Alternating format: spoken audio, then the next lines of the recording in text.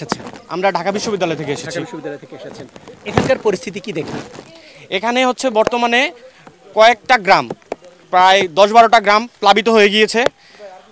বাক্সিমূল যে আশ্রয়কেন্দ্র আছে, এটা 4তলা একটা স্কুল, একটা মাদ্রাসা আছে, ওইখানে এখনও 1500 থেকে 2000 মানুষের মতো আশ্রিত আছে। ওইখানেও নিচতলা ডুবে গেছে।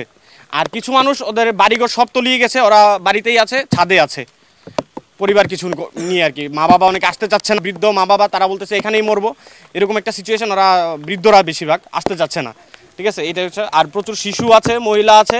আমরা 6 মাসের বাচ্চা উদ্ধার করেছি, গর্ভবতী মহিলা উদ্ধার করেছি সবাইকে। এখন আমাদের রেস্কিউ 2টা বোট আছে, আমরা টিম ওয়াইজ কাজ করছি। আমাদের কিছু টিম উদ্ধার কাজে যাচ্ছে, আমরা কিছু এখানে থাকতেছি। এখন বৃষ্টি আবহাওয়া, বৈরী আবহাওয়া হয়ে গেছে। আমাদের আরেকটা বোট কাছাকাছি চলে আসছে, এটা 20 মিনিট পরে আসছে, ওদের রেস্কিউ করে আমরা আজকের মতো রেস্কিউ, যেহেতু আবহাওয়া খারাপ হয়ে গেছে, আজকে আর পসিবল হচ্ছে না, রেস্কিউ ক্লোজ করে দিব আজকে। যে জায়গায় হাঁটু পানি ছিল এখন সেই জায়গায় কোমর পানি, এবং রাতে বৃষ্টি হচ্ছে।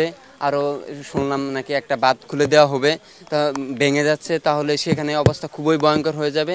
ইভেন আমরা বিভিন্ন বাড়িতে দেখেছি যে যেগুলা একচালা টিনের, সেগুলা অলরেডি ডুবে গেছে।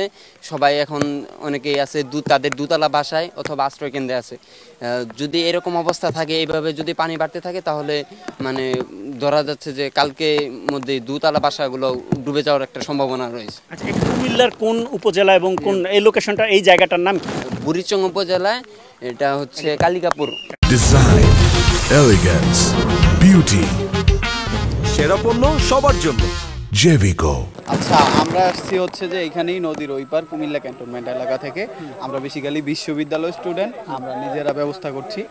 এখন দেখা গেছে বাইরে থেকে অনেক ত্রাণ আসতেছে, অনেক মানুষ আসতেছে, অনেক নৌকা আসতেছে, বাট সবাই হচ্ছে যে শহর থেকে যে রিলায়েবল জায়গা ইসাপুর বা যেখানে হচ্ছে যে বাঁধ ভাঙছে, ওইখানে হচ্ছে যে মানুষ আসতেছে। বাট তার কারণে অ্যাকচুয়ালি হচ্ছে কি, যেখানে ওইখানে এত বেশি ত্রাণ, আপনি ফেসবুক থেকে শুরু করে সকল জায়গায় খোঁজ খবর নেবেন, ত্রাণের অভাব নেই। বাট এইখানে আপনি নিজেই আছেন, কোনো নৌকা নেই, কোনো মানুষ নেই। ওইখানে মানুষের জন্য পাড়া দেওয়া যায় না, এখানে মানুষ নেই, নৌকা নেই।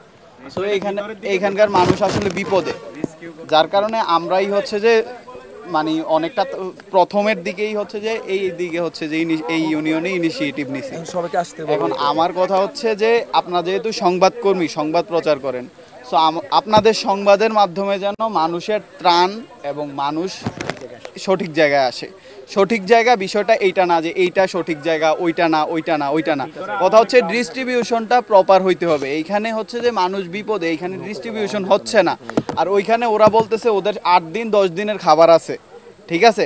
এখন কথা হচ্ছে যে তাহলে তো ওরা হচ্ছে যে ভালো আছে, আলহামদুলিল্লাহ ভালো থাকা উচিত। এই অবস্থায় কেউ ভালো থাকে না, তাও তুলনামূলক আছে।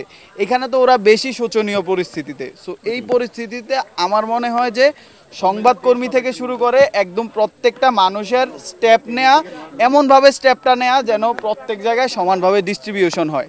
এখানে রাস্তাঘাট ভাঙা, মানুষ রিস্ক নিয়ে আসতে হবে। তবে আমরা যেহেতু উদ্ধারকর্মী, আমরা রিস্ক নিয়েই আসবো ইনশাল্লাহ।